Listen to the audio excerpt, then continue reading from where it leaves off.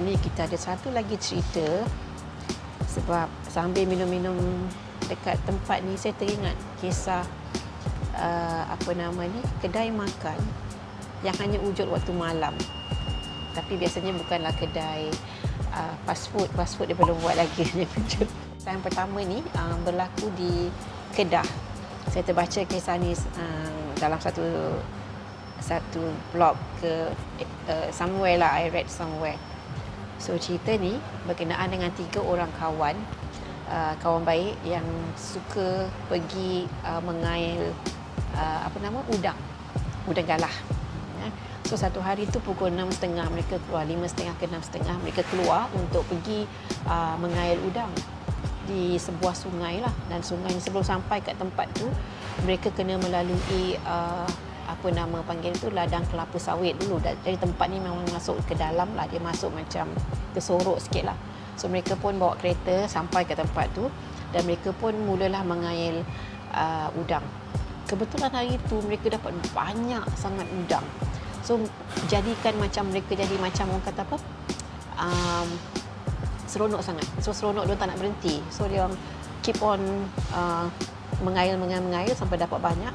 Tapi salah seorang daripada kawan ni langsung tak dapat. So dia naik boring, kawan ni tak dapat, dia pun boring, dia masuk dalam kereta. Tunggu dalam kereta sambil main phone dia, dengar lagu. Dan lepas tu tengok-tengok makin lama, hari makin malam. Dan dia pun panggil kawan-kawan dia yang lain lah. Sebab dia kata dah pukul 12.30 ni, takkan tak nak stop lagi, jomlah balik. So kawan-kawan dia kata okey lah. Dia pun stop, kemas-kemas barang semua, masuk dalam kereta. Dan mereka pun nak beredar di situ lah, nak keluar di tempat tu. Tiba-tiba yang seorang dia kata lapar lah, nak makan. Okey, tengok-tengok dah 12.30 malam, kat mana ada restoran malam-malam ni terbuka. Lagipun kawasan tu kawasan kampung. So lepas tu mereka keluar, sampai satu tempat tu mereka nampak satu warung di tepi jalan. Ada satu warung saja yang ada sebab mereka dah terlampau lapar. Mereka kata why not kita stop makan, ya? So mereka pun berhenti untuk makan dekat situ. Tapi orang macam mana pun kedai tu nampak aneh lah, sebab nampak macam suram. Lampu dia tak terang, lampu dia suram. Lepas tu ada pekerja kedai tu yang muka pun tak ceria, dia macam senyum tak senyum, ya. So dia orang kata mungkin sebab perempuan lah yang jaga kedai tu, budak perempuan ni muka pun tak ceria, tak senyum. Jadi dia orang kata mungkin penat kot sebab dah malam. Jadi dah pukul 1 pagi kan. Jadi mungkin dia dah penat, so tak nak senyum-senyum lagi dah. So dia pun order, dia minta tak silapnya seorang minta nasi goreng, 2 orang minta mie macam itulah makan. Dan minta teh ais ke, Nescafe ais ke, something like that lah. So dia minta minuman dan makanan untuk 3 orang makan. Tak sampai 5 minit, budak ni ambil order, dia masuk, dia keluar balik, dia dah bawa dah semua makanan dah siap. So dia cakap cepat ni siap, sebab masak Maggi pun nak ikutkan tak adalah cepat macam tu, walaupun kata mi segera kan. Tiba-tiba dia dengan nasi goreng, dengan mi goreng semua dah siap masak, terus dia hidangkan. Tapi perempuan tu langsung tak senyum dan muka dia macam pucat sikit lah, sebab mungkin dia penat bekerja daripada siang sampai malam kan.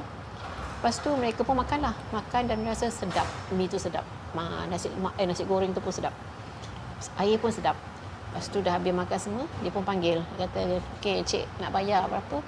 Dia kira-kira semua 3 orang makan tu dengan air semua RM5. Jadi dia kata, murahnya. Sebelum tu, yang seorang lagi ada cashier kat situ, budak yang perempuan cashier tu, duk perhati je, dia macam pandang dia orang semacam, sampai dia rasa macam macam pula pandangan tenungan budak ni kan, perempuan ni. Tapi dia orang tak kisahlah, lantaklah dia nak pandang pun. So dia orang bayar RM5. Kata murahnya makanan kat sini, tapi sedap pula kan. So tak apalah, dia pun pergi. Lepas tu salah seorang daripada kawan ni ialah pemandu lori. Jadi satu hari tu yang kawan yang pemandu lori ni, dia bawa seorang lagi ke lendan lori dia dengan kawan dia seorang lagi.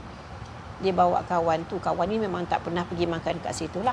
Jadi dia pun bawa lori tu, dia pergi tempat yang sama. Sebab dia cakap dengan kawan ni, aku nak belanja kau makan dekat restoran ni, kat gerai ni. Makanan dia memang sedap. So aku nak kau rasa.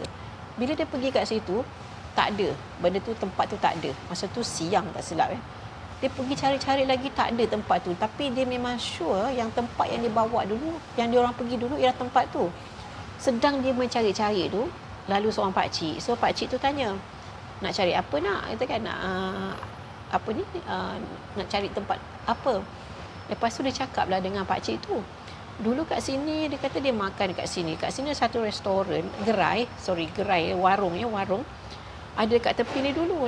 So dia kata saya cari kedai tu tapi tak tahu kat mana. Pakcik tu pun teruslah buka cerita. Dia kata dulu memang ada gerai kat sini tapi dah 20 tahun dulu kedai tu kat situ. I think it was 20 tahun dulu kedai tu dah terbakar.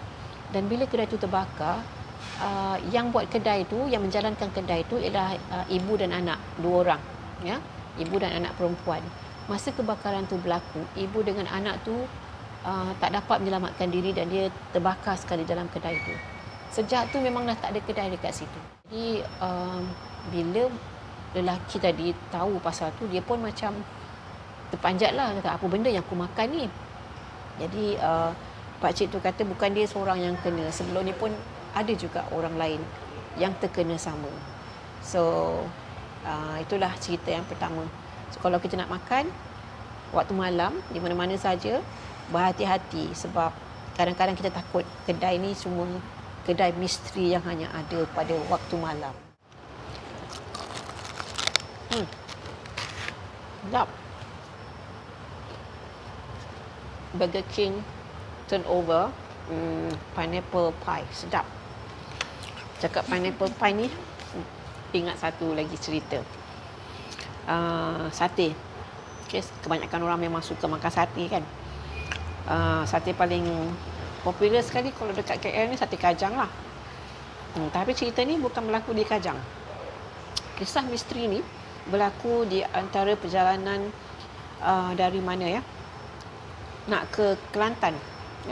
Jalan nak ke Kelantan. Ini cerita satu orang ni. Dia dalam perjalanan ke Kuantan, dia bawa kereta sebab dia ada bisnes lah nak pergi sana. Kemudian dia melalui satu jalan ni, yang mana jalan ni macam jalan kampung lah. Lepas tu dah lewat malam, dia lapar. Dan tiba-tiba dia nampak satu warung yang cantik, yang macam dipenuhi lampu-lampu, cantik lah. Dan nampak orang ramai dekat situ. Dan tengok-tengok kat situ orang tu jual sate. Pakcik tu jual sate. Dia pun berhentilah dekat situ. Dia order sate, dia makan, dia sedap. Sate tu memang sedap. Okay. Lepas tu dah siap semua tu, ditanya pakcik tu berapa harga makanan dia. Pakcik tu pun bagi tahu kat dia RM17. So RM17 je harga yang dia makan-makan semua tu. Kita pun bayar. Dia bayar, dia pun bawa kereta terus pergi meneruskan perjalanan dia ke destinasi dia lah dekat Kelantan sana. Tempat tu pun sebenarnya di dalam jajahan Kelantan jugalah. Saya lupa nama, lagipun tak payah nak namakanlah. Nanti korang pergi Kelantan, nanti takut terlalu kat situ, nanti korang nampak pakcik jual sate je, korang takut. So baik tak bagi tahu nama. So dia pun teruskan perjalanan dia. Kemudian bila waktu dia balik semula, nak balik ke selatan ya, dia lalu lagi tempat tu. Dan masa tu waktu tu siang, jadi belum malam lagi lah. So dia pun lalu balik. Konon-kononnya nak tengoklah kedai tu, nak berhenti dan nak beli sate lah. Jadi petang tu dia berhenti, dia tengok kedai, tak ada kedai yang macam kedai. So, ada satu tempat macam satu nak panggil apa ya, macam bangsal ataupun macam warung yang lama, tak ada orang dan macam dah buruk sangat ya. Dan dekat belakang warung tu ada kubur. Dan berhampiran dengan tu ada satu stesen minyak. Stesen minyak tu pun dah tak ada orang jalankan lagi dah. So stesen minyak tu pun dah kosong. Dan dia tengok-tengok kat situ, dia cari-cari mana kedai yang dia pernah makan. Sebab dia ingat memang dekat kawasan tu. Sebab stesen minyak tu, kemudian ada kedai tu tak jauh daripada stesen minyak tu. Sama juga macam cerita yang pertama tadi. Tengah dia cari-cari, lalulah seorang penduduk kawasan tempat tu. Orang tu pun bertanya cari apa. Lepas tu dia cakap dia cari warung sate. Lepas tu pakcik tu kata tak ada warung sate lagi dah dekat sini. Dah lama dah tempat tu tak ada. Sebab orang yang buat perniagaan tu dah meninggal dunia. Jadi dia tak ada, pakcik tu memang dah tak ada lah, tak ada anak dia pun tak ambil alih semua tempat tu. So tempat tu terbiar saja macam tu. Jadi dia ni pun macam tak percaya sebab macam sedap sangat sate tu. Jadi dia pun jalan-jalan sekitar tempat tu, di mana di belakang saja tempat yang macam dia katakan kedai tu ada kawasan perkuburan. Dan dia tengok dekat atas kubur tu, duit yang dia pernah bagi dulu RM17 ada di atas kubur tersebut. Dia agak-agak lah makan dia, apa yang dia makan malam tu yang sedap sangat tu. So hati-hati kalau drive menuju ke Kelantan, ikut jalan kampung tersebut.